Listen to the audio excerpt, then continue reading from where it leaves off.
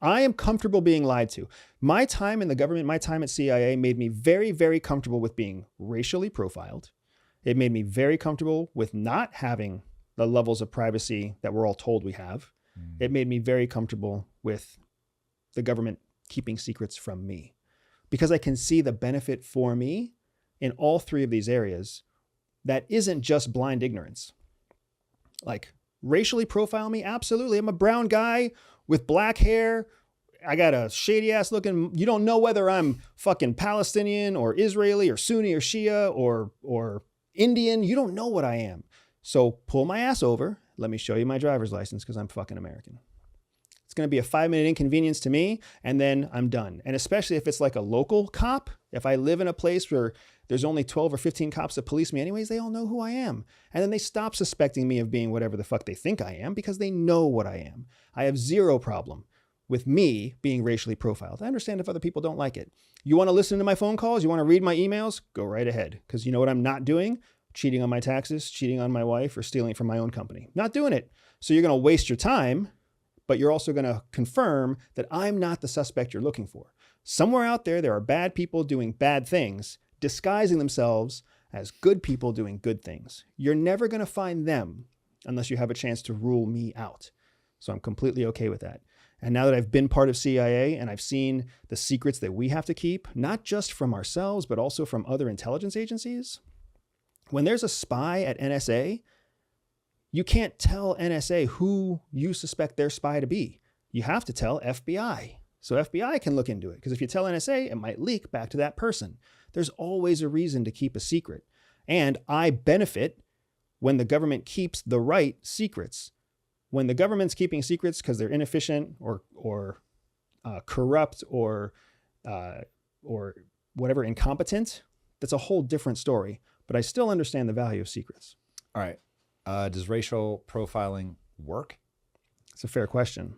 I mean, racial profiling would work theoretically if there was an objective conclusion that was reached each time somebody was profiled. But if you profile someone, like if a cop pulls me over, checks my ID, and they're like, oh, he's an American citizen, he's not doing anything nefarious. If their internal bias is, I still don't trust him, that's not objective, that's subjective. And now they just keep looking at me just because I'm brown.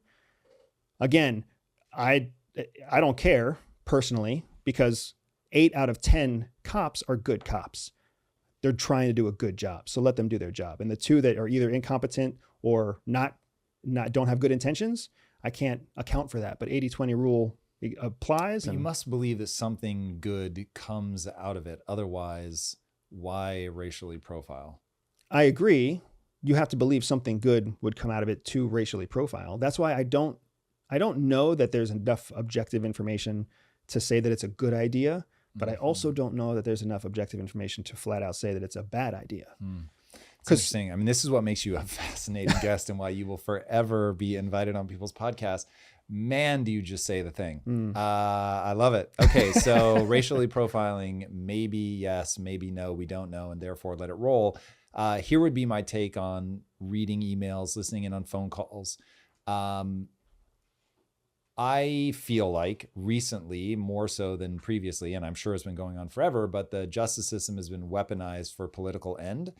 And I don't want to live in a world where the data on all of us is just being collected. And the moment we need to get rid of you, we just go with something. Because even if you're not doing something illegal, I can spin enough doubt based on something that you did to get people to go against you. And now, even if I can't take you out, I can mire you in political bullshit for a long time. Trump is clearly built differently in that, good Lord, the amount of times that he's been sued, attacked, blah, blah, blah, like that's just crazy. I'll just be honest. If people were going after me like that, I'd be like, oh, just don't run for president. You guys leave me alone. All right, peace. Bye, everybody. That's pure insanity. So I don't like that. I don't like that somebody can just build a database on me and be like, oh, word? Like, cool. I'm putting a marketing package together with all these things. It doesn't even need to be true. I just need to frame you in a way that makes you look horrible. I've had journalists make me sound crazy. So I can only imagine if somebody were recording my private phone calls. I mean, I had an article written. In fact, have I ever talked about this on camera? I can't remember if I have. I once said, dude, I don't know why people are looking for reasons to not pay attention to somebody. If somebody has 99% terrible ideas, but 1% great ideas, I want to know about the 1% great ideas. I would have Mussolini on my show if I thought I could learn something from him. And the Jewish Times wrote an article, Tom Bilyeu wants to interview Mussolini. I'm like, bitch, I did not say that. What I said was, and so I get how you can take little bits and bobs like that and you can really make somebody look like a sociopath. It's like the N-word supercut for Rogan, right? Somebody who, I don't know him, but my gut instinct is the guy is not racist, but whoa, did that look fucking terrible. Yeah. So that's my beef. That's just like, I get that we don't have the privacy that we think we do, but I don't want the government just running up a tab like that. But you're saying it's worth it. I'm saying it's worth it.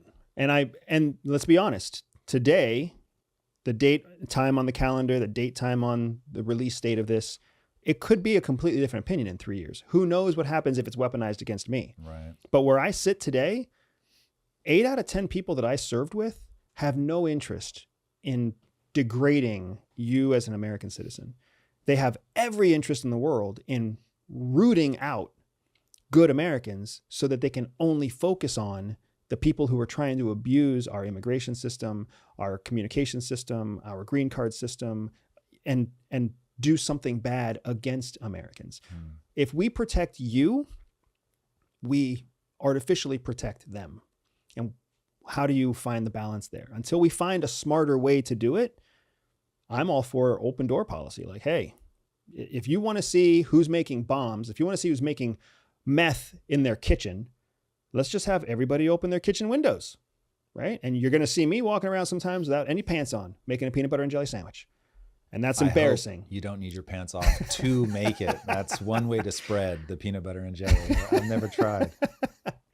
So it might be embarrassing to me, but when the neighbor is the one that's making meth, that's who everybody's looking for. So I might be a punchline and a joke, but that person's no longer on my block, because they're taken to prison and justice runs its course. And then we can all close our windows again, right? I don't know. For me, you read 1984? Big Brother didn't do that. Big Brother was abusing that power. You don't think it'll be abused? It could very well be abused. I'm not saying it couldn't. I'm just saying that even with the probability of abuse, it's worth it for me right now, man. Interesting. Freedom! So fresh on me. Freedom!